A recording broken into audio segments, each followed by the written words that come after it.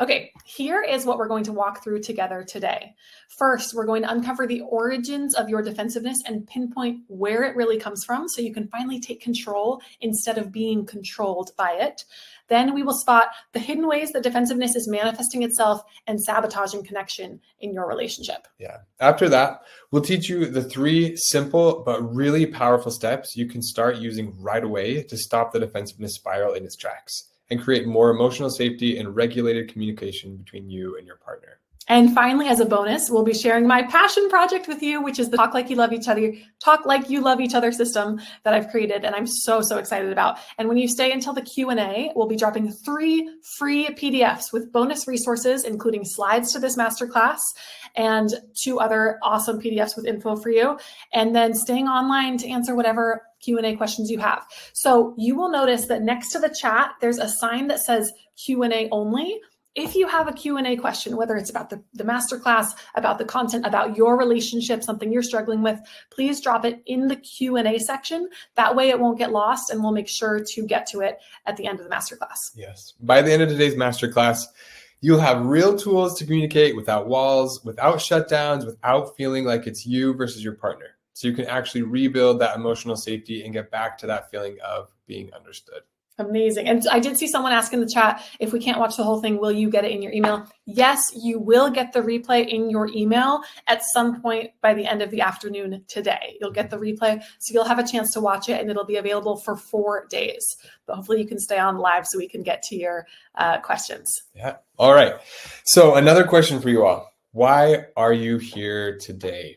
I want to give you all a moment to consider what it is that motivated you to be here today. Was it a recent blow up? Is it this growing sense of distance with your partner? Is it wanting to show your partner that you're actually trying? Or maybe you just really want to work on yourself. So think about it and share it in the chat if you're willing. Is it okay if we just give them 10 seconds to think about the reason? Yeah, take a minute. While you're getting your responses into the chat, I will tell you a little bit about me and why I am here. So take a second.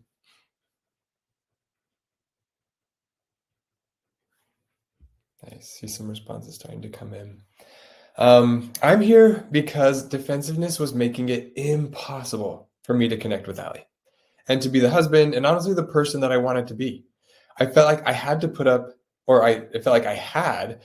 a one-way glass mirror wall between us.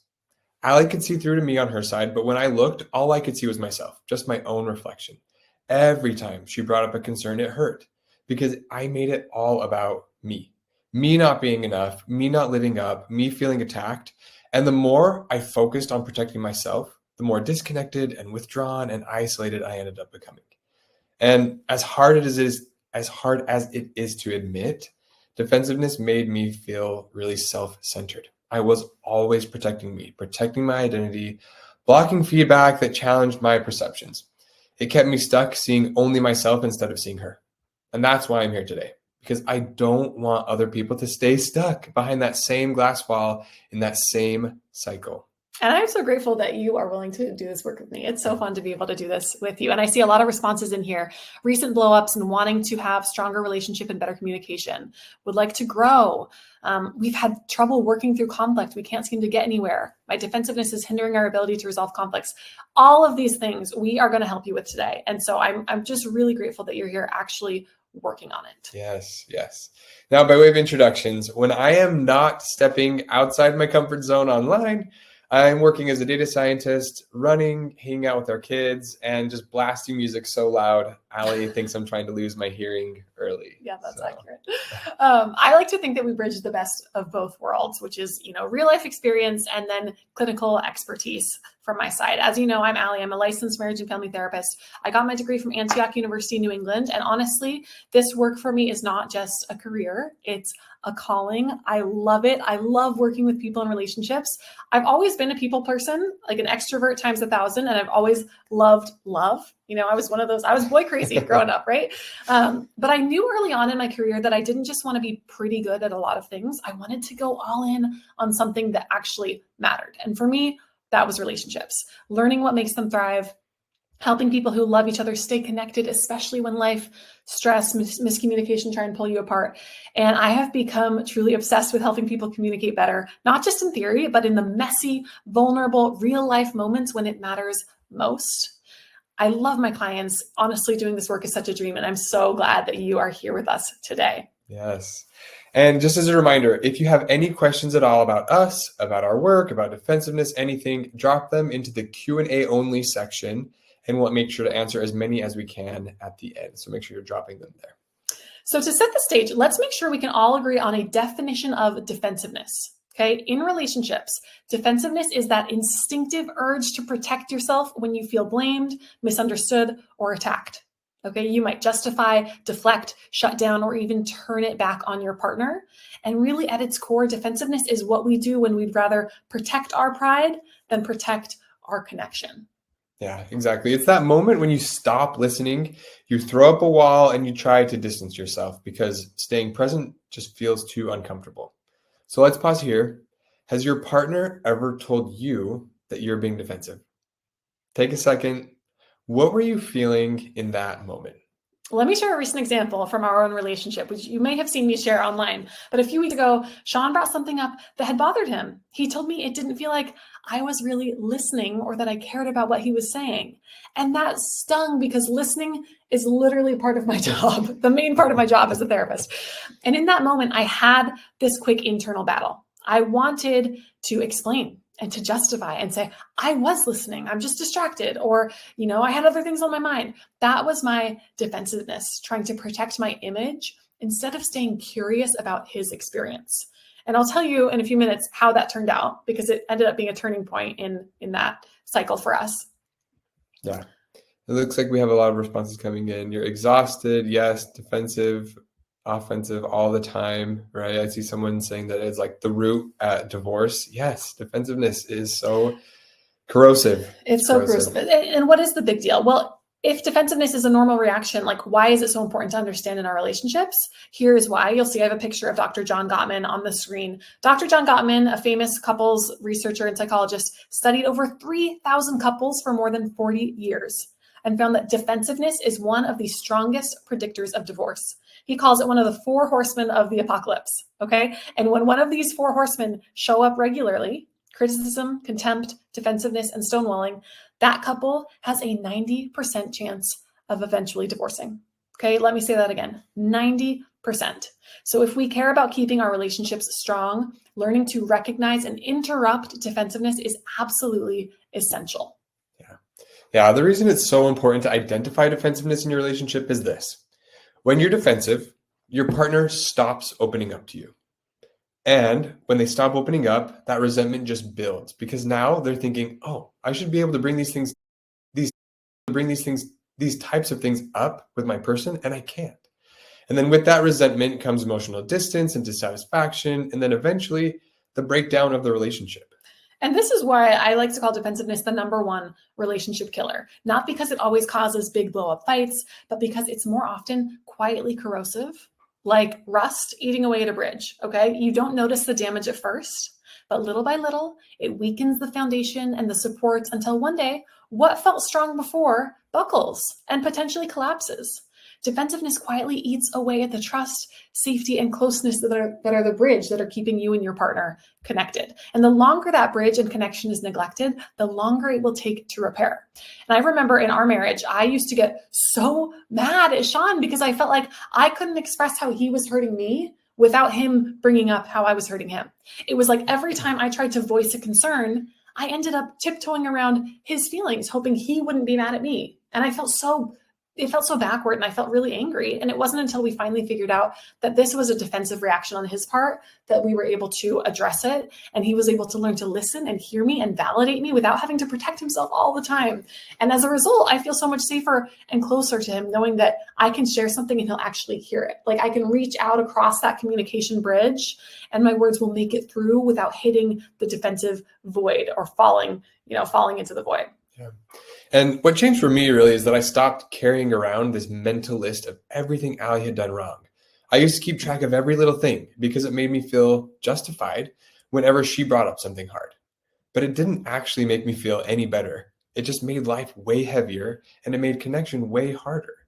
I don't carry that list anymore. And honestly, I feel so much lighter. I feel closer. I feel more like the partner I've always wanted to be. And just so you know, what we're teaching you today isn't just random advice. We're sharing our story here because this is the same story that I hear in couples therapy and across the internet. It's a universal pattern, as you can see in the comments in the chat right now.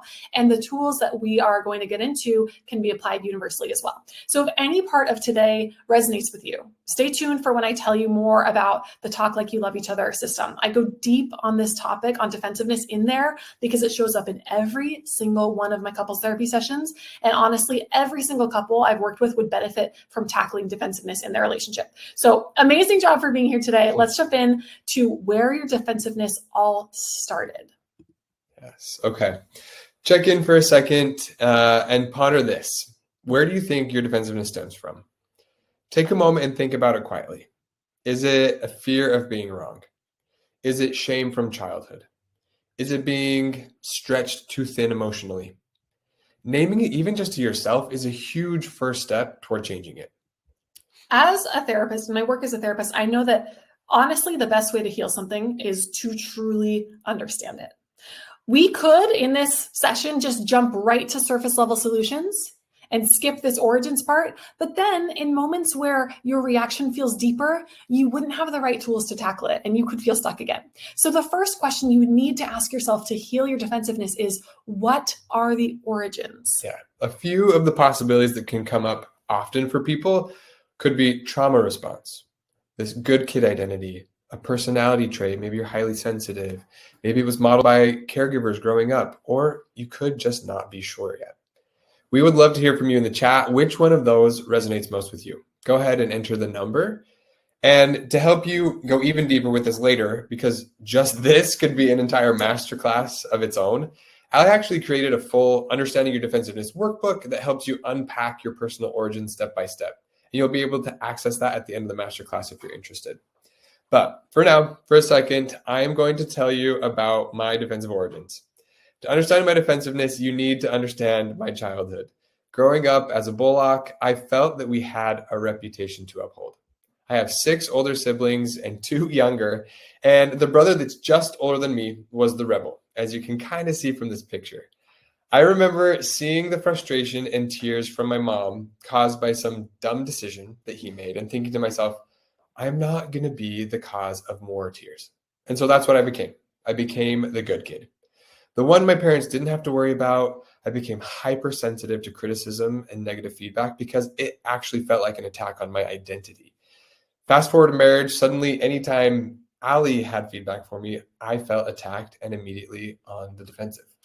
And for me, it was a little different. So as you can see in my picture, I'm a middle child of 5, okay? Textbook, peacemaker, room reader, emotional translator. And growing up, I learned to anticipate what the people around me needed to smooth things over before conflict even happened. Any other middle children out there? This skill, though, made me feel really confident. It made me feel capable. But in marriage, that turned into something else. It made me assume that I knew best about what Sean was feeling. And when Sean didn't immediately match what I thought he should be feeling or doing, I could get judgmental without even realizing it. And the judgment, it didn't come from a place of malice. It came from pride, but pride is oftentimes another version of defensiveness. Yeah. Once we could actually name where our defensiveness was coming from, we finally had the power to start changing it. When you understand the story underneath your reactions, you stop being ruled by them. You can actually catch those moments and choose something different. You're no longer stuck blaming your partner for being too critical or too this or too that, because you can recognize your defensiveness for what it is. When I figured out my defensive origins, I could now recognize my defensiveness for what it was, a distinct but separate part of me that was just trying to serve a purpose, trying to protect me. And once I understood myself, it was so much easier to recognize my defensiveness, my defensive part in the moment and stop taking everything as a personal attack. Ali wasn't bringing things up to attack me. I could start choosing a different reaction using the skills and techniques that we are going to dive into today. And so the important piece that we want you to take away here is that it's not just about learning to react better, which is important. It's also about understanding yourself better. And once you have that, once you really know why your defensiveness is showing up, you're already halfway to that rebuilt connection that we've been talking about. So think about, take a screenshot of this slide, or you can download the slides later at the end, but think about, where do you think your defensiveness comes from? Because that can really change how you respond. Feel free to drop any questions you have about the origins of your defensiveness in the Q&A. And like Sean said, my workbook that you can access at the end of the masterclass has all sorts of journal prompts and creative exercises to help you get really clear on where your defensiveness stems from. So stay tuned for that. Someone jumped on and says they missed the beginning. Yes, you will get a replay. Okay, you will get a replay to watch later on. Yep. All right, so now that you know where your defensiveness can come from, let's talk about how it actually is showing up in your relationship, because it's not always obvious. It's not always just yelling or slamming doors or stonewalling. Most of the time, it's much more subtle. Yeah. For the first few years of our marriage, I would not have admitted I was a defensive person. I didn't recognize or realize I was being defensive, honestly. Like when Allie was upset, and I would immediately give her tons of space. I thought I was being respectful, but really I was just protecting myself. I was avoiding her emotions because I didn't know how to deal with them. Or when I would ruminate, going over everything she didn't appreciate, every little thing I did right that went unnoticed. That wasn't about being honest with myself or calling it how it was. That was actually just an internal game I was playing to absolve myself from having to feel guilty about the complaint that she had brought up. Totally. Defensiveness can show up in 1,000 little ways that you might not even realize. And at this point, when I'm sitting with couples and they're working through something, I can catch it in an instant. Okay. I hear them say something that they think is harmless, but I can predict exactly how that conversation is going to go next because of the level of defensiveness that was in their tone or their body language. So I wanted to compile a list for you of the most common manifestations of defensiveness that I hear from couples. Let's look at a few of the examples. And I want you to ask yourself, which of these have I done or seen in my relationship? Okay. Spend a minute reading through this list. If it's a little bit too small, we're going to go through some of them, so don't worry. And let us know in the chat, which of these responses is your defensive specialty? Okay. It may take some vulnerability, but we want to see your responses. Which of these feels familiar to you? Or which of these have you caught yourself doing, even if you didn't realize it at the time? Okay, let's go through a few of these because a ton of defensive reactions don't look defensive until you really slow down and take a second look. Yeah. So here, one example that I think is really good, saying, "I'm sorry you feel that way." That really is just responsibility dodging masked as empathy. It sounds like empathy, but it's actually avoiding responsibility for your role in the hurt. Here, another one, bringing up a list of your partner's past mistakes, which I often did. When you dig up the past, honestly, you're just burying the chance for healing in the present. This one is so common, saying, I guess I can't do anything right. I hear this a lot in couples therapy. It flips the script. It's either sarcastic or dismissive, or it's making you the victim, and it leaves your partner feeling unseen and unheard. They're not trying to tell you that you are a complete failure. They're just trying to tell you you're hurt. And so when you react this way, I guess I can't do anything right, it totally minimizes what they're saying.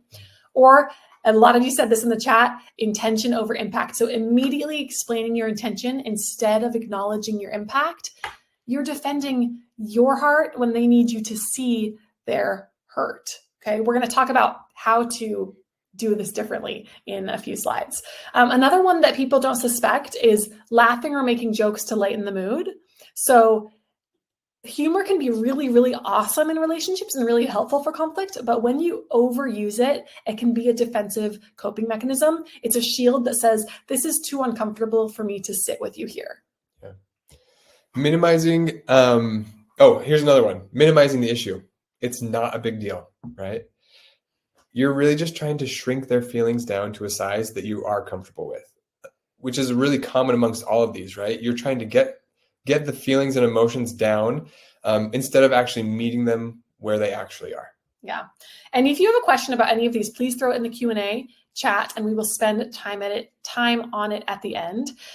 And I want to remind you, it's not that any one of these reactions makes you a bad partner. Like defensiveness is a protective instinct. It's you trying to keep you safe. But when it becomes the default, it builds a barrier or a roadblock to connecting. Because at the end of the day, every one of your responses says to your partner, I can't tolerate being the bad guy right now. So I need you to stop bringing this up.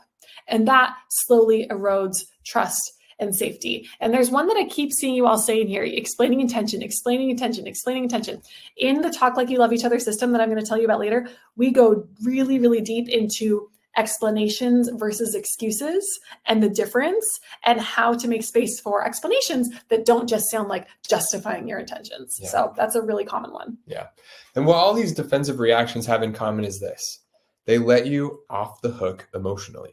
They create distance instead of connection, and they protect your ego, but at the cost of intimacy. My phrase of choice in the past was often that I was getting in trouble.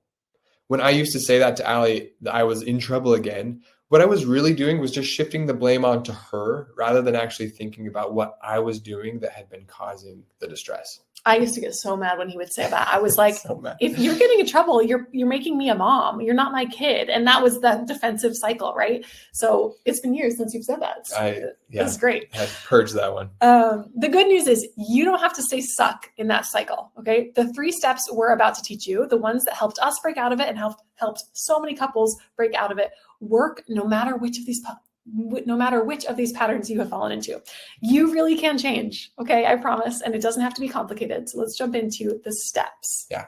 Okay. Make sure you're taking notes for these. If you remember anything from this masterclass today, let it be these 3 solutions: pause, curiosity, and us versus the problem. This is what you're here for, okay? Take notes if you need to, or make sure to download the slides at the end when we access them. This is what you're here for. So we're going to jump into step 1, which is the pause. Okay, so for step 1 for defeating defensiveness, something you must know: you cannot change how you respond if you don't interrupt the moment. That's why step 1 is the pause, the interruption to the defensive cycle. Yeah, for most people, including me for a long time, defensiveness happens so fast it feels automatic. Before you even realize it, you're explaining, you're shutting down, you're getting sarcastic, you're turning away. It feels like it just happens to you. And this is because we are wired to repeat what is familiar to us. If you've been responding this way for a long time, your body will react automatically. The pause is what interrupts that automatic cycle. It's that tiny space, just a few seconds, that give you a choice. Because without the pause, you're on autopilot. But with the pause, you can actually choose connection over protection. Yeah. And listen, this doesn't mean you're going to feel calm right away. Pausing isn't about instantly changing your emotions. It's just about buying yourself enough time to respond differently. Even just a deep breath can change the next 5 minutes of your relationship. And if you look at this picture that's on the slide, at its core, an emotionally defensive response is a fight, flight, or freeze response. You feel attacked, and therefore your amygdala takes over, and your calm, curious, thoughtful brain goes out the window. This is why, as soon as you notice that you're being triggered, that you're starting to have a defensive response, you must pause and regulate. Okay, we're going to teach you how to do that. Let's make this practical for a second. When you feel yourself getting defensive, and I want you to let us know in the chat, your chest tightens. You hold your breath, your jaw clenches, you start thinking faster. That's what I do. You start to feel the urge to correct, defend, or pull away. All of those things are your signal to pause, even if it's just for 2 seconds. Yeah. Quick check-in for the chat. So when you start to feel defensive, where do you notice it in your body first? Drop it in the chat or just make a mental note. Is your jaw tightening? Are your shoulders rising? Is your voice getting louder or sharper? Is your heart like racing heartbeat? Awareness really makes it easier to catch sooner next time. So we're going to demonstrate how to do this using a co-regulation technique. You can also breathe on your own because oftentimes when you're defensive in the moment, it's really hard to get your partner on board to breathe with you. However, since we are both here, we'll show you a technique that Allie teaches her couples to keep in their back pocket in the case they know that they're heading into a conversation that typically brings up some hard feelings. All right, so we are going to do a role play for you. I'm going to stop sharing my screen for just a second. Keep in mind, in this role play, Sean is going to act as the defensive partner, and I'm going to be the one who's bringing up an issue to him. However, I am purposefully going to be bringing up this issue in a way that is not ideal. Because right now we're here to talk about the defensive partner. Yes, there are certainly lots of things I could do to bring this up better, but we want you to have tools to check in with your defensiveness, even when your partner isn't at their best. Okay? And I also see a lot of people sharing in the chat now. Your chest tightens, heart racing, your voice gets louder. Yes, we've got to be really aware of our triggers. So here is our role play. Okay. Why did you just scoff at me? I literally haven't asked you to do one thing today, and the minute that I make a request, you make a face. One thing? Yeah, you haven't asked me because I have been following you around cleaning up all your stuff before you even notice. It's driving me crazy that you never see what I'm trying to do. If you were annoyed about that earlier, following me around, tell me then. Don't play the martyr now. Okay, that was the defensive reaction, okay? So I brought something up, and immediately he's on the defensive. Okay, round 2, witnessing co-regulation technique, a pause. Why did you just scoff at me? I literally haven't asked you to do one thing today, and the minute I make a request, you make a face. I am taking this very personally. Of course. Can we go back to back for a minute? Fine.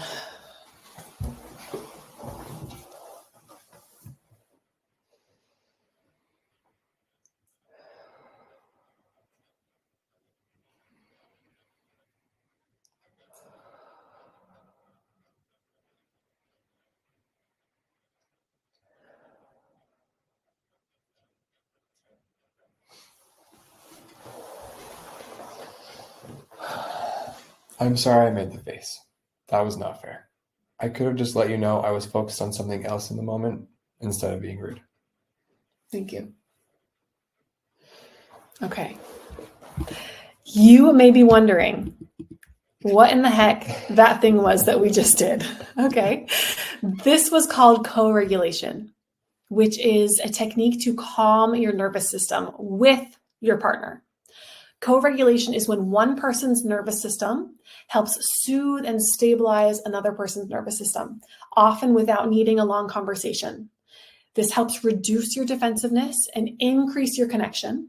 And if your partner is not one to regulate with you, you can apply a similar principle on your own. When you feel attacked, you force yourself to take 3 deep breaths before responding. Yeah. And I just have to caveat this. Breathing and co-regulation is the most uncomfortable part of all of this for me. It can be initially very awkward to start trying, or a lot of times you may just not be in a space where you can do what we just did. And honestly, when things are tense, the last thing you want to do is turn towards your partner and physically connect with them.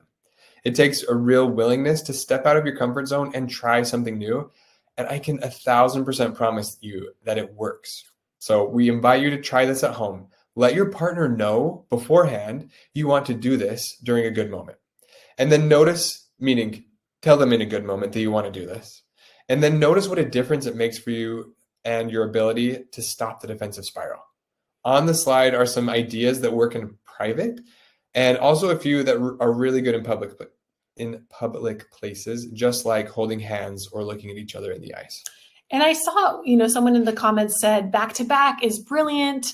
I agree. I love back to back because oftentimes when you're tense, you're picking up on all sorts of facial expressions. You're making meaning and making assumptions out of the way that they look at you.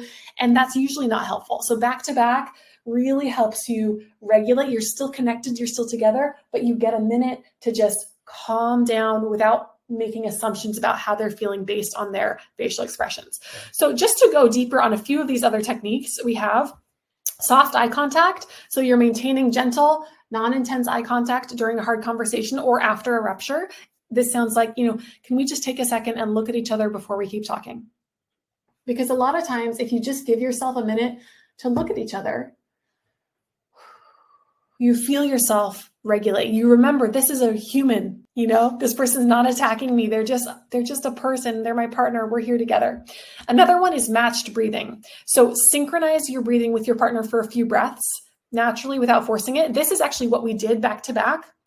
You can sit facing each other or back to back, but one person breathes in and you try and match their breathing together.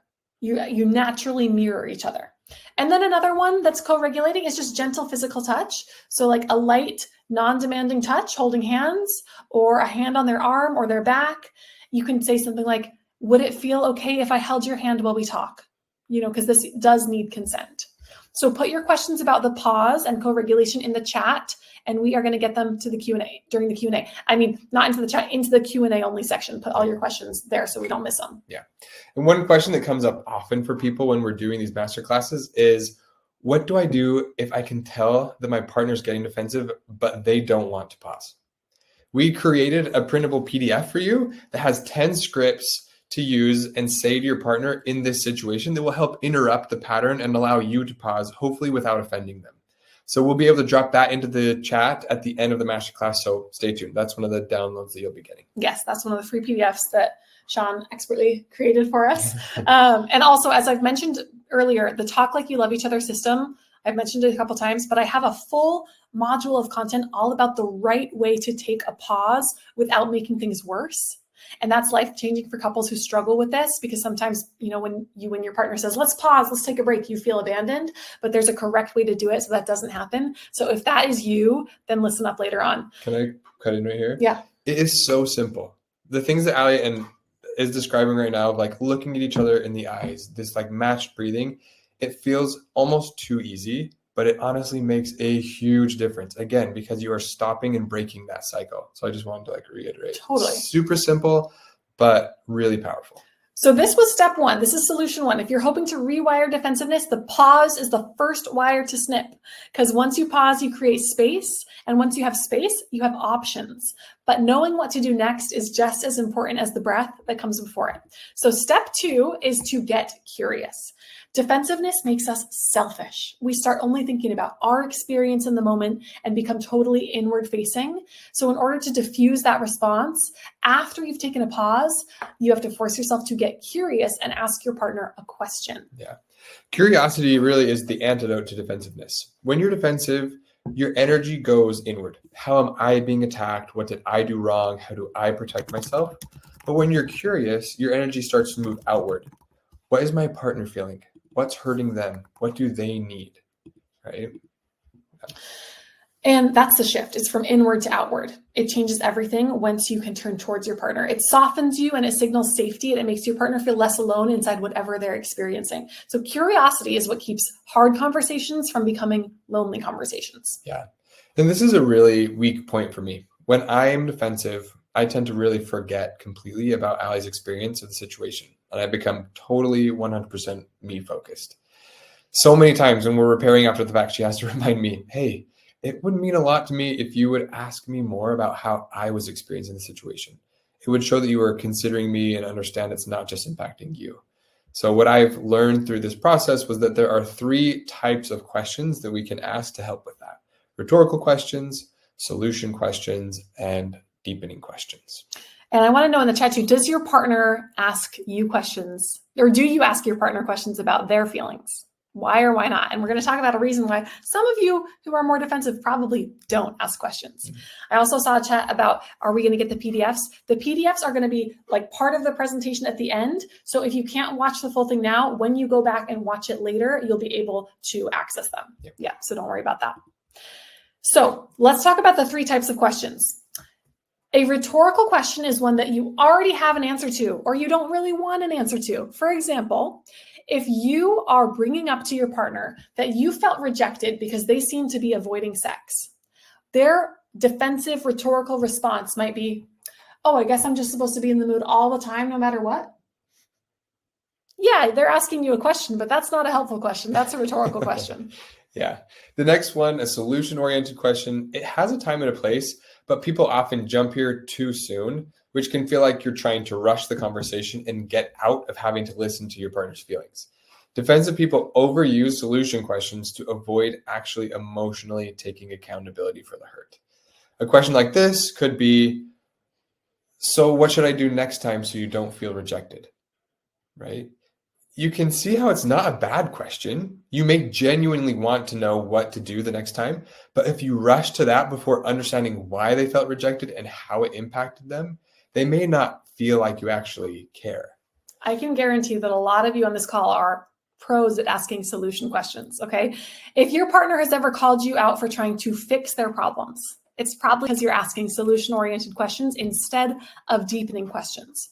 And again, being a fixer isn't a bad thing, but you have to learn better timing in order for your partner to be able to appreciate your desire to fix things. So finally, let's talk about the deepening question. And this is where you want to be. This is showing true curiosity about your partner's experience. You want to know more. You want to understand the hurt. It's the opposite of defensive. Okay. So this sounds like, if we're going back to that situation of feeling rejected for sex, how did it feel for you when I turned down sex last night? That's a deepening question, because I am wanting to really understand. In just a minute, we're going to show you another free resource we created that you can use to help you practice deepening questions. Since they're not natural at first, it does take practice to be able to ask deepening questions. Yeah. Let us know in the chat, which type of question do you ask most often in moments like this? And we're going to demonstrate with an example that's kind of close to home for us, phone use. So watch and see how the different types of questions can impact the conversation. All right, we are going to do another role play. And while we're doing it, I would love to know, are you mostly asking rhetorical, mostly asking solution-oriented, mostly asking deepening questions? Okay, I already see some people are saying, yeah, solution-oriented questions are the go-to. And they're tricky. There's a time and a place for them, but it's usually not the way that you're asking them right now. So here is our role play of how to ask these 3 types of questions, okay? Hey, it really bothered me when you were on your phone during dinner last night in front of the kids. So you want me to just hide it from them so that they actually become more focused on it? That's obviously not what I meant. That was rhetorical, obviously. Rhetorical question. He's like totally defensive there, and I feel totally dismissed and unheard. Hey, it really bothered me when you were on your phone in front of the kids at dinner tonight. Okay. What do you suggest I do next time I get a text message during dinner? Well, don't you care about not being on your phone with them? Solution-oriented question. Again, the question itself isn't bad, but he hasn't taken any time to understand why it bothers me or why I'm hurt, or to understand it better. And so it feels rushed, and I still feel a bit unheard. Okay. Hey, it really bothered me when you were on your phone tonight during dinner in front of the kids. Okay. I'm not sure I understand. Why does it bother you so much during dinner? We're going to finish this role play in a few minutes for you. But could you sense the difference in that question, in that scenario? How I actually softened when he asked a deepening question. It actually made me think, right? Because I wanted to be able to then give a thoughtful response to the question that he was asking. Yeah. And honestly, this just came to me, but deepening questions can often also serve as a pause, as a way to get your partner to pause. If you can ask them a good, meaningful deepening question, then it helps them start to re-regulate as well and think about like, okay, what am I really asking? What's the problem here, right? So really, really useful. And a couple of things to remember about curiosity. First, a lot of people are afraid to ask deepening questions and show that true curiosity, especially fixers, because they think if they stick with the difficult topics for too long, their partner will just get more upset and more depressed or want to keep talking about it forever, right? Yeah. I see this pattern all the time when I'm working with couples. One partner gets tunnel vision and thinks they've got to stop talking about the yucky feelings as soon as possible so that their relationship isn't stuck there forever. But that's not how it works. In fact, when you learn how to ask deepening questions and really make space to hear your partner's feelings, rather than defensively avoiding them or fixing them, they are ready to move on so much faster. Okay? Being curious, asking questions doesn't mean that you have to agree with everything your partner says. Okay? It just means you're willing enough to stay open long enough to understand their experience better. You're not surrendering your point of view, you're expanding your understanding. Also, you don't have to ask the question perfectly, and you don't have to sound like a therapist. You just have to stay open. When you attempt to ask a deepening question, you're saying, I'm here, I want to understand you more than I want to defend myself. And that is what creates that emotional safety. And I'm really happy to see in the chat, wow, I can see how the way I communicate is actually really unhelpful. Yeah, you think you're doing a good thing and you're trying, but it's just not landing. That's where learning some of these other skills like the deepening question or waiting to ask solution questions until the right time can make a huge difference for your partner. Mm-hmm. One resource that we want to give you all, another free PDF, is a really simple defensiveness cheat sheet that gives you some common examples of defensiveness, which we looked at previously, why they're harmful, and then it gives you a deepening question you could ask instead. It's something you can share with your partner or spouse and review together. Obviously, not in a defensive moment, just so that you can both find a better alternative to the defensive reactions that you've had. Some of the examples we looked at previously with their alternatives could be, oh, I'm sorry you felt that way, right? We talked about that. Can turn into, can you help me understand what hurt you most about that? Or, I guess I can't do anything right. That could switch into something like, what would have felt more supportive from me? Once we get to the end of the presentation, I'll be able to share this download with everyone. So hold on tight. We'll get there shortly and you can access it right away. Okay, so step 3 comes next. That was step 2.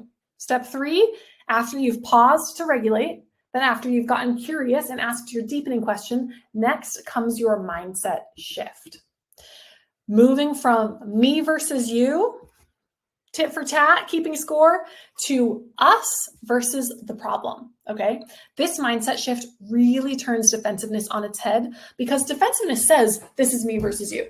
But connection says, this is us versus the problem, or us versus the pattern. Connection says that we're a team. Yeah.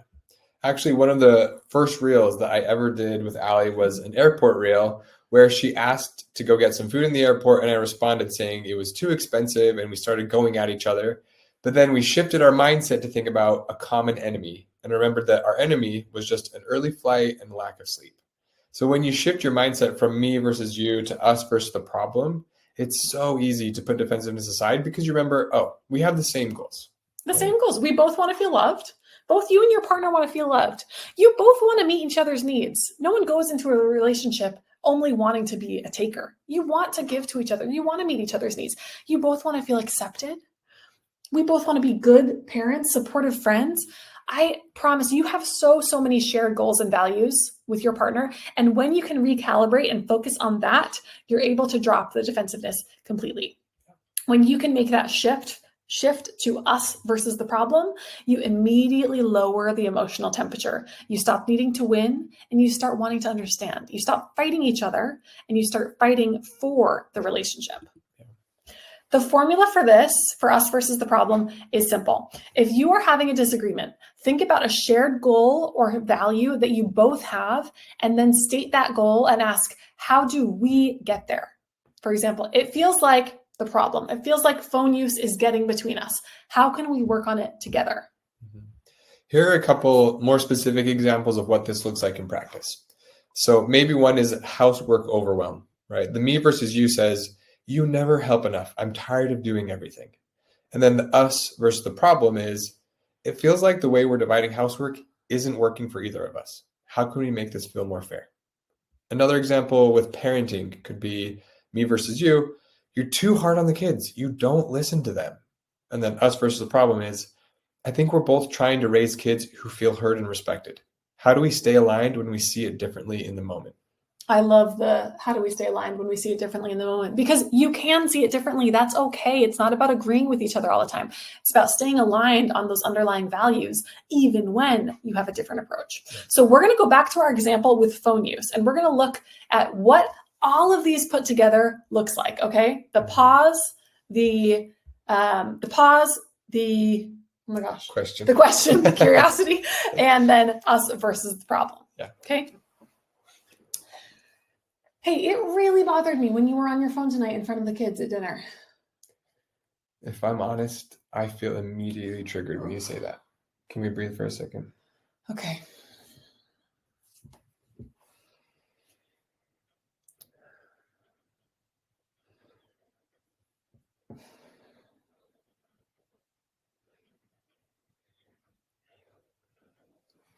Okay. Tell me more. What do you mean when you say you're being bothered? I work so hard during the day to then be able to be present with the kids when I'm done working. And I think I have this expectation that you are also going to value being present just as much as I do. So when I see you on your phone, one, I feel annoyed and resentful that you're not putting in the same effort as me, or it doesn't seem like it. And then I also worry, like, what is the impact going to be on the kids if they see us on our phones that much? Okay. I want to make sure I got it. I feel like I've heard a couple problems. One, you want us to be putting in similar effort in like being present for our kids. And two, you feel worried that our phone use could be negatively impacting them. Yeah, I feel immediately triggered when I see the phone at all. Yeah, that makes sense. Can we talk about together what it actually means to be present? I feel like that way we'll be able to actually meet each other's expectations. Okay, so that you saw there, we used all three. And did you notice how using all three steps diffused that defensiveness? And then ultimately, with the mindset shift, Sean was able to identify that the real problem wasn't necessarily him or me. It was that we probably had mismatched expectations of what being present actually means and looks like, and we needed to clarify those together. We could turn on the common problem, okay, what being present actually means to each of us, instead of turning on each other. Yeah. Defeating defensiveness, just like anything else, takes practice to learn. But I promise, with these three steps, the pause, getting curious, the us versus the problem mindset shift, you are giving yourself a tremendous head start towards the most fulfilling and lasting and connected relationships that you've always wanted. Each day, as I have implemented these skills along with the others that I have learned through Allie's system, she and I can actually talk like we love each other and just feel more connected every day. So before we jump right into the Q&A, we wanted to do a final exercise talking about what your relationship future could hold as you start implementing these skills and learning the other tools that Allie teaches throughout her Talk Like You Love Each Other system. So then we'll be jumping into the Q&A where you can get really personal with all of you and your questions to make sure this is a really valuable part of the masterclass. Yeah, I saw some questions come through on the chat. Make sure you drop those in the Q&A section. That way we won't miss them. So this next part is one of my favorites. So we want everyone to take a moment. Okay, now that you know the three tools, let's talk about what your relationship future could look like as you implement them. Sean is about to blow your mind if you really settle in and listen to what he's going to lead you through, what he's going to guide you through. Yes, this is going to take some vulnerability and some like actual energy and effort on your part. So I believe really strongly in the power of positive visualization and being able to actually mentally rehearse something. So we're going to do that for your future relationship. So go ahead. If you are in a safe and appropriate space where you can do this, close your eyes and listen to the following. It's you and your partner. You're looking at each other, smiling. It's the tail end of a discussion where your partner brought something up that had been on their mind. And you feel an immense sense of pride. Pride for catching yourself before the defensive spiral started. You felt yourself leaning in instead of shutting down. And you both came out of the conversation feeling more connected than you ever were before. You both feel like the other knows what you need, and you feel seen in that need. So now you're beaming because you've never been happier in your relationship and never been more grateful for the person you're with and for the person you feel yourself becoming. You're becoming a person you feel proud to be in your relationship. As you're looking at them and into their eyes, you feel safe. And knowing that, feeling that safety, you breathe out with peace. It's not even that anything substantial has changed about your situations recently. You're both busy, your lives are moving forward, all of the normal day-to-day tasks and asks of your time are still there, but you have a teammate. You have a partner, an actual, true partner with whom you can share the load of life. You don't feel isolated anymore. You know that you are capable of facing life without the anxiety defensive walls being put up, and you feel hope. Open your eyes if you close them. I want you to notice how you felt as you visualized. And if you're willing, share in the chat how that felt. What resonated the most with you? I know the part that resonated the most with me is you feel like you have a teammate. It feels like in life, instead of being the thing that is pulling each other apart, like having our relationship be the thing that's tearing us apart, it's the constant, it's the steady, it's the teammate aspect that is so beautiful and comforting. Yeah. What I just described for you was honestly exactly what I felt yesterday as I looked at Allie and I realized how far we had come. So I'm not just trying to sell a dream. I am walking proof that what Allie teaches actually works. It really does. If that last exercise hit home, okay, and you are thinking, okay, but how do I keep showing up like this in real life? I have something I want to share. And this is what I have been mentioning throughout today's masterclass. What we taught you today is part of a bigger system I've developed with couples over the past few years and used in my own marriage.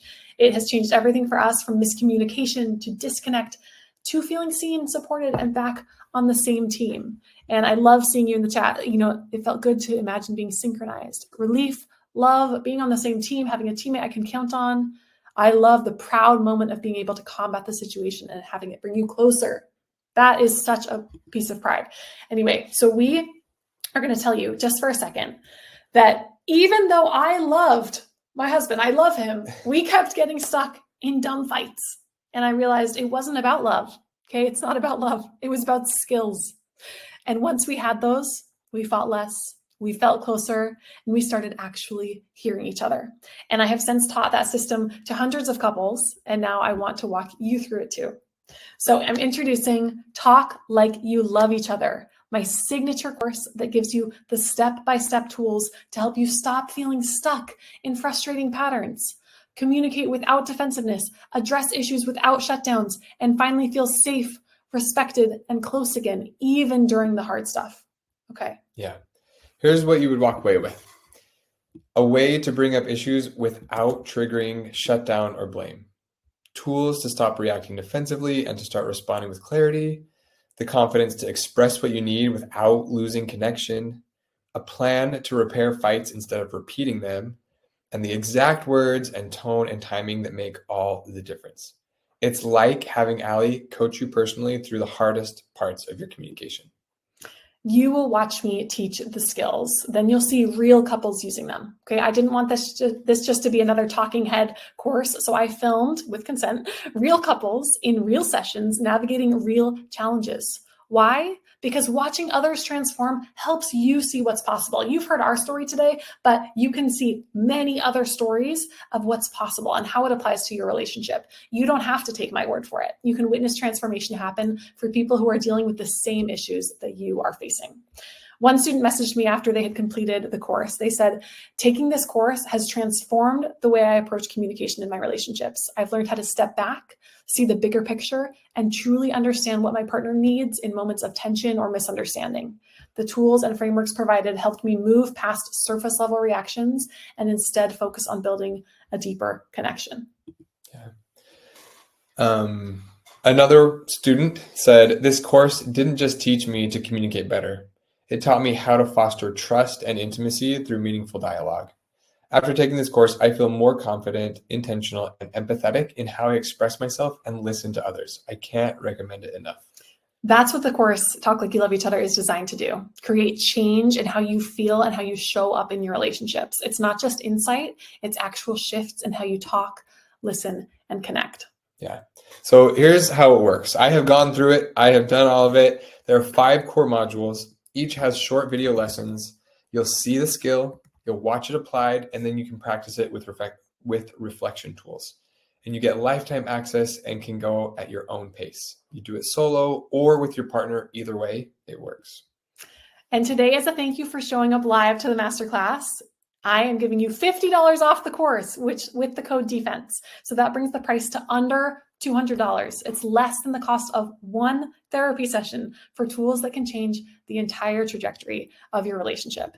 And this code is valid for the next 72 hours. So If you want to talk it over with your partner, you've got time. But there is a bonus when you enroll today. Yeah. By enrolling today, before the end of this masterclass, you'll also get Allie's best-selling workbook, the Understanding Your Defensiveness workbook, for free. And it helps you unpack the real roots of your reactions so you can finally shift those patterns that keep derailing connection, like we talked about at the beginning. Exactly. This is investing in yourself and your relationship. We know that it's a leap of faith. And so for anyone who decides to take that leap and enroll in Talk Like You Love Each Other before the end of our Q&A today, you get this workbook for free. Take advantage of this so you can really go deeper in some of the areas that really matter. Instead of having Band-Aid solutions, get to the root of the issue by really understanding. Yeah. I want to let you know too, if you're on a budget, there is a payment plan option, just $66 a month for 3 months. There's also the 30-day money-back guarantee. If you go through the course, if you apply it, and if it does not shift things, I will refund you. You have nothing to lose and everything to gain. So if something clicked for you today, this is your invitation. If you're tired of walking on eggshells, if you want conversations that build trust, not tension, this is the moment. Click the link. I put it in the chat, and I also put it on the offers tab. Use the code DEFENSE. It's already populated for you, and start learning how to talk like you love each other today. So I would love to answer any questions that you have about the course or the masterclass. Okay, put this in the Q&A right now, and let's get started. I'm just going to take one sip of water. Yeah. Wow. Timing is impeccable. That was amazing timing. Wow. Okay. You want to read the questions? And yes. The first question I see from Natasha, it keeps going. Do you help with anger management? Are y'all near for in-person, or do you only offer virtual? So I currently offer virtual. I have a wait list for one-to-one clients, but I am starting a new program soon. But if you go to my link in bio on Instagram or to my website, you can sign up for my wait list for one-to-one private coaching. And I just do virtual at this time. Okay. One second. It keeps scrolling down because people are adding new questions. So Maybe we need to start at the bottom. So let me actually start at the bottom. Okay. Or no, we'll go from Cassie. My husband and I are separated. I am working on myself and really want him. I'm so sorry. It really does keep just bumping me down to the bottom as people put new ones in. So I am going to start at the bottom, and then I'm going to come back up once it stops for a second.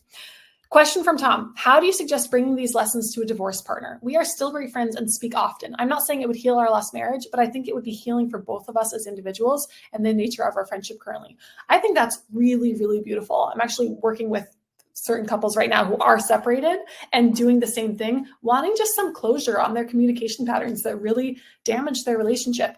So if you wanted to bring this up to a divorced partner, you might say, hey, I got some information that really helped me see my role in our relationship more clearly and helped me decide I want to make changes to how I communicate. I know I can't go back and change the past, but I thought this could be something that we could both benefit from and might offer some closure and some healing as we move forward with our friendship and in other relationships. So I hope that one helps. Yeah, I love that. Okay, back up to Cassie. My husband and I are separated. I'm working on myself and really want to do the same so he can come home. Is it possible for me to continue to learn these skills and have it reach him even though we are separated? He seems hell-bent on defensiveness and not seeing me as I really am. As in, will these tools help me invite change? Thank you.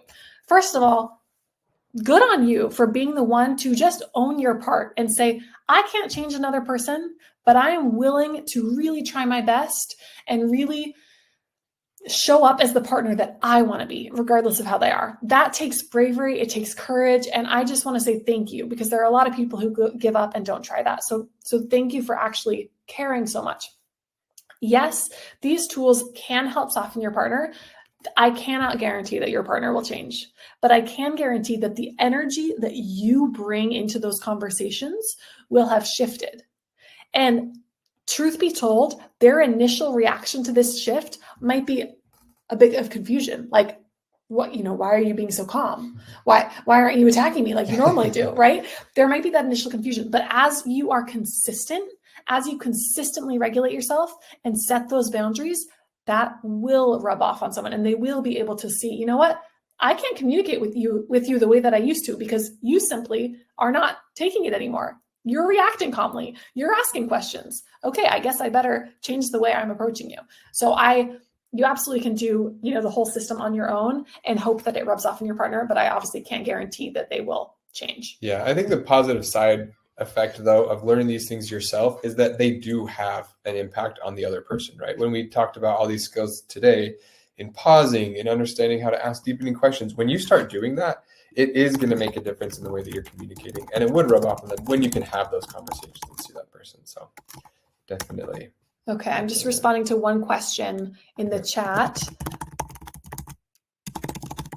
And I just shared my email there in case you have questions or need an extension. Cool. Okay, so can I share this masterclass recording link with my partner, even if you didn't attend today? Yes, definitely share the link. You'll get the replay link in your email, so you can absolutely forward that on. That's great. Then we have another one. Sometimes I do feel like I'm always in trouble, though. Does that say something about where my defensiveness stems from? How would you answer this? Yeah, I think so. I think that it could have a lot to do with your origins, right? That's what it was for me. When I felt like I was getting in trouble, it kind of harks back to that childhood feeling of like needing to be the good kid. And when anything negative, any kind of criticism, butted up against that, it was like, oh, I'm in trouble, right? It's that feeling like, oh, I'm in trouble again. So yeah, I think that could definitely have something to do with the origins of where it's coming from, just because that often is like a parental child type of relationship where, oh, I'm getting in trouble by this person in authority or whatever. Yeah. And I do want to talk about the flip side, though.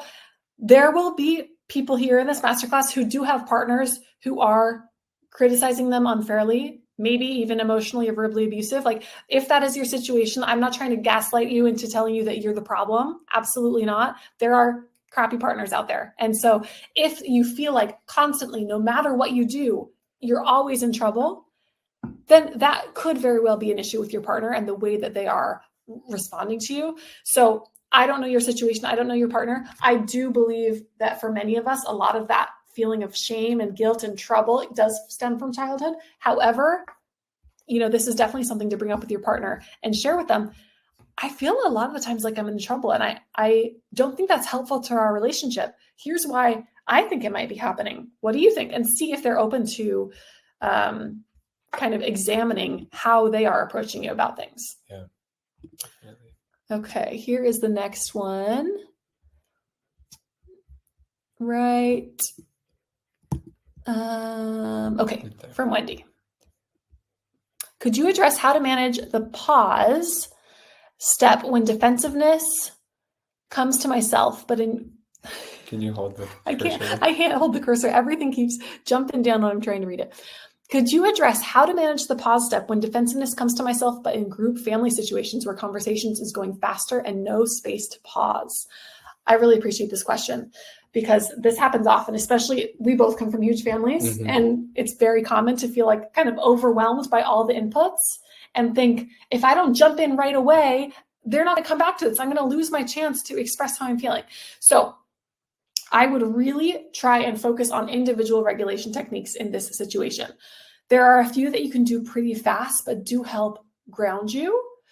One of them is what I call 5 senses. If you're feeling like all of a sudden you're getting reactive, you're starting to ruminate, you're getting tense, do 5 senses. So you name 5 things you can see, 4 things you can touch, 3 things you can hear, 2 things you can smell, 1 thing you can taste.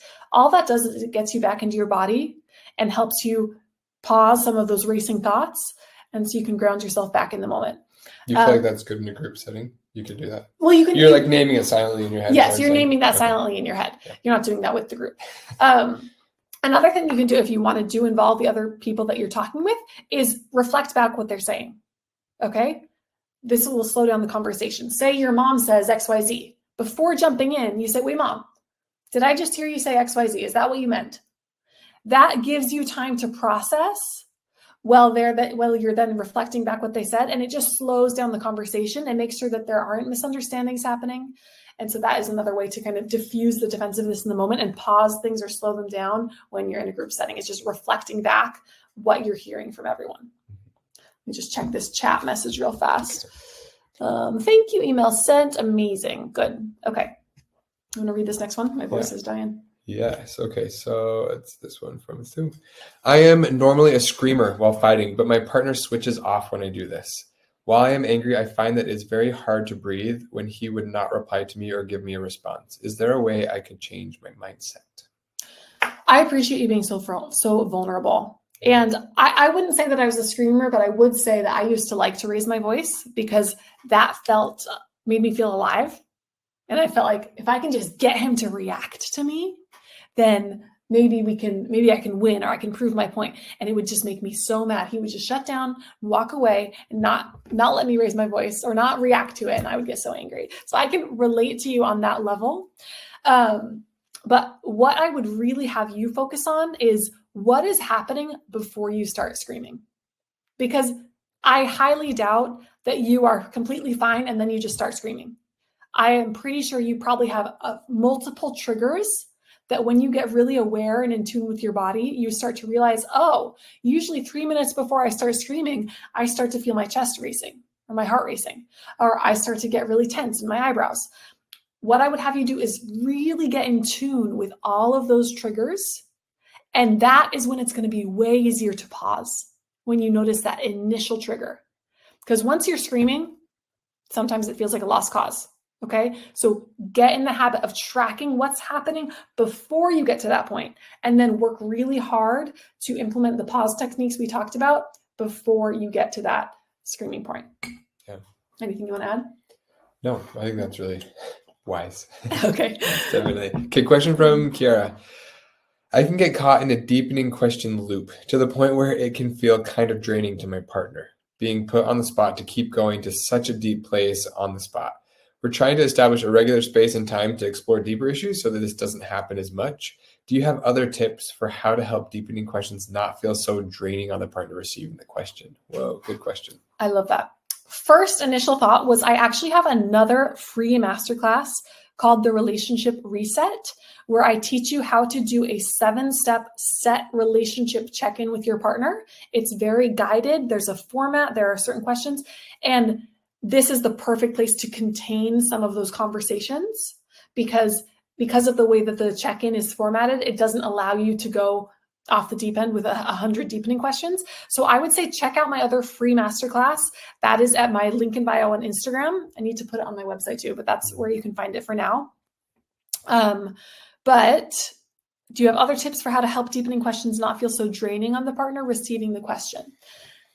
I know that sometimes for me, deepening questions are hard to receive when I feel like he's asking the same question in 5 different ways, almost like he's not believing or understanding what I'm saying.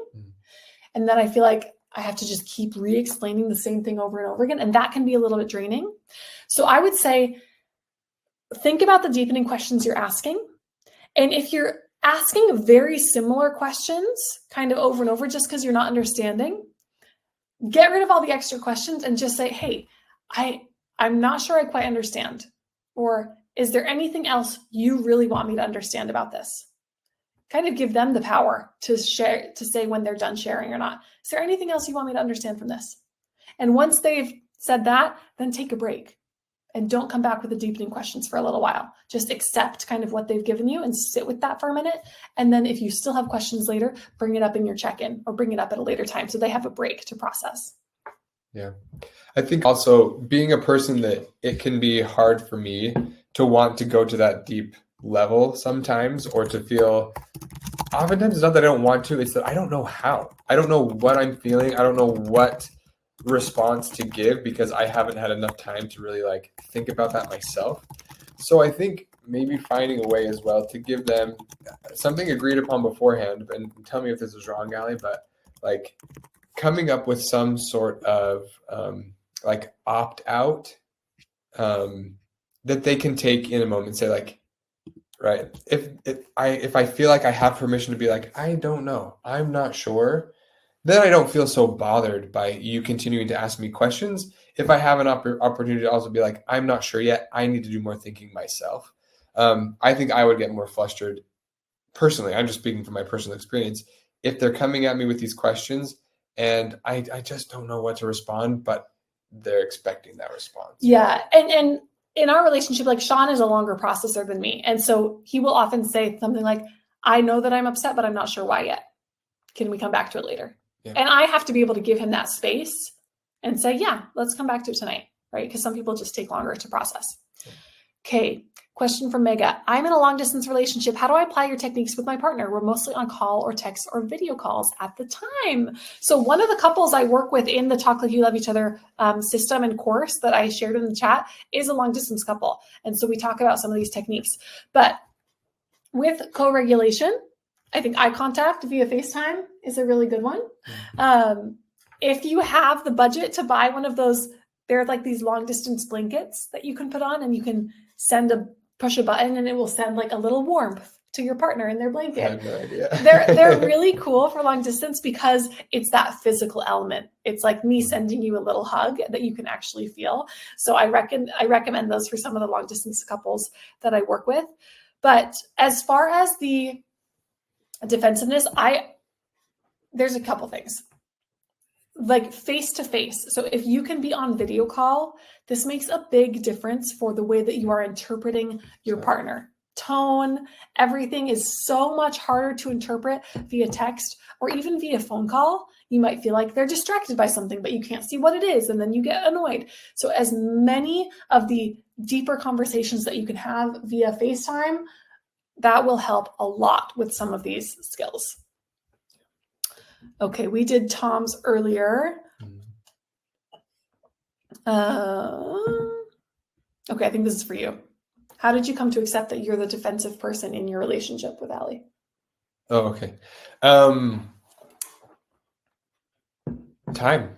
Honestly, it was time. It was being called out on it enough, and Allie using her skills, right, to help me understand what my patterns were, what my triggers were, why it was that I felt this like defensiveness, that finally I was like, oh, I started recognizing all the times that I was doing something that I would not have named as defensiveness that actually was, right? I talked about a lot of them in the class, but for me, it really just took time understanding that, like, taking account of all the things she did wrong, or ruminating and giving her space, like, or making a joke, trying to like soften the mood.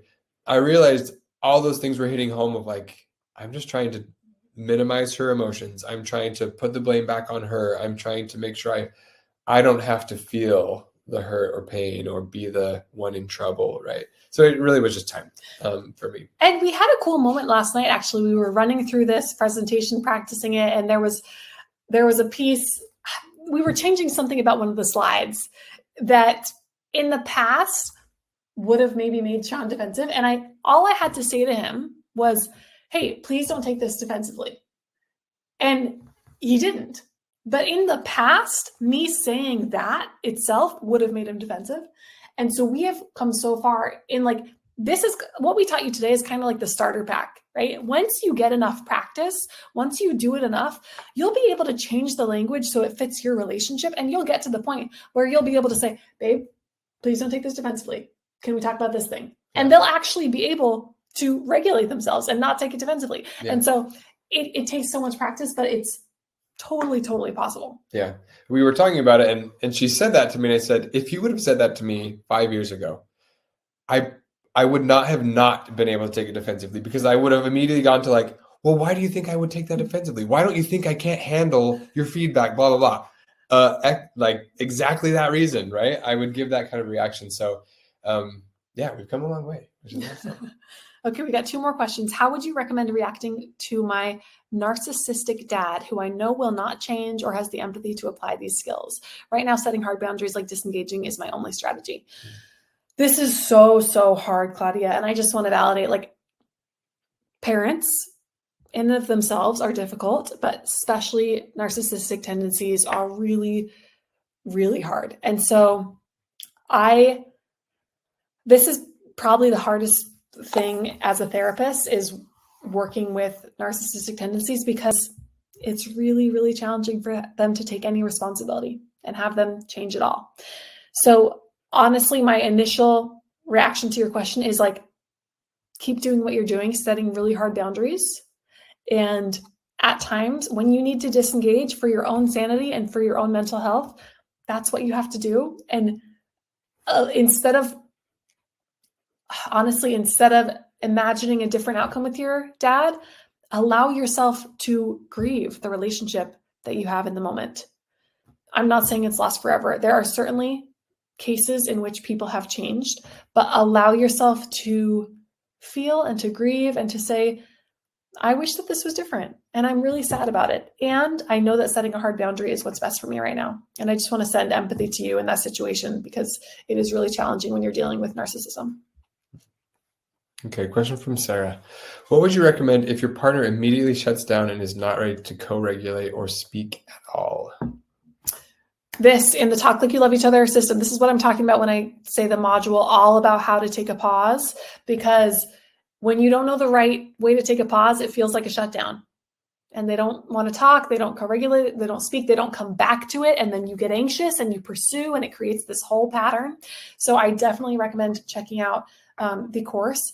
But when your partner is in a good moment, when you're having that relationship check-in or when you're having a good day, you sit down together and you talk about this pattern of them shutting down. And you say, I want to be able to give you space without feeling abandoned.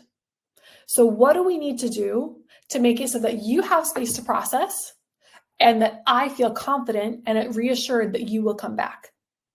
Maybe it's we have a set time that we're going to check in. Maybe it's that we give each other a hug before you walk away. Maybe it's that you say a code word that's like a shutdown code word. I'm shutting down right now, but it's a code word that we've agreed on. Doesn't mean it'll last forever, right? So you can talk about all these things with your partner while you're in a good moment. And then when you get to the actual moment, you can just say, hey, this is one of those moments where I'm starting to feel abandoned, but I really do want to give you space.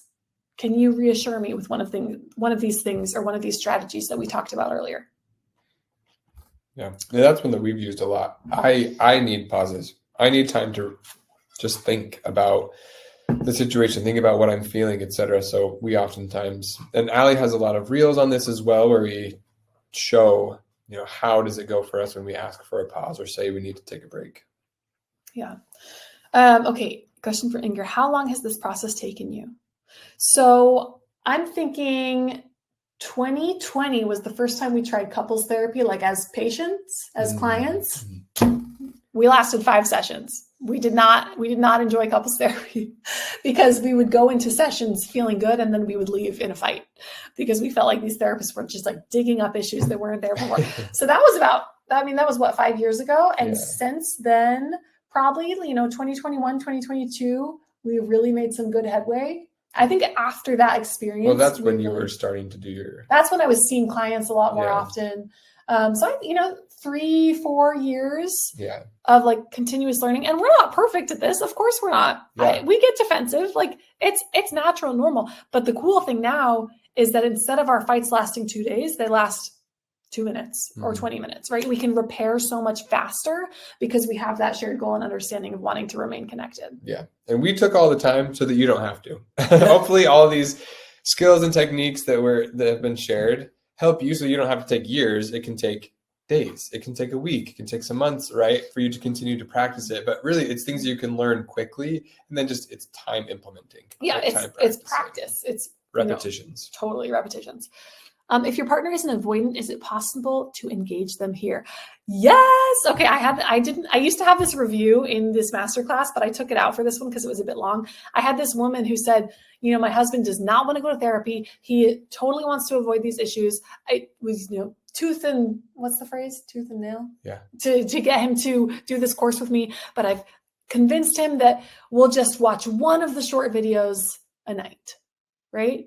And short, meaning like 5 minutes or less. Yes. And she said, after the first night, he had such a good experience because it was a very, the videos are non-confrontational. You're watching another couple do the work. And so you're able to just kind of witness as a bystander what's going on and then think, oh, maybe I do that. Maybe you do that. Like you're able to put yourself in their shoes in a way that feels very safe and non-confrontational. So yes, you can engage an avoidant partner here. However, make sure you're not approaching them by saying, you're a problem, you need to change, you need to fix yourself. because then they are not going to want to engage. Instead, you focus on the shared goal. Hey, I want to feel more connected to you. I want to feel like I really understand you. I want to be able to give you the space that you need when you need it. Here's a resource that I found that could help us. Would you be willing to try it? So frame that in the way that it's your shared goals. Yeah. And then someone asked, can I get the audio of the whole teaching if I join in late? Later today, you will be sent an email with the full replay. Okay? You'll be sent an email with the full replay. Yeah. And that was the last question. We share all of the the resources. Oh my gosh. Wow. I just realized I didn't. So if you click on files, I just shared the 3 resources. I will email those to you as well because I meant to do those 30 minutes ago. Sorry about that.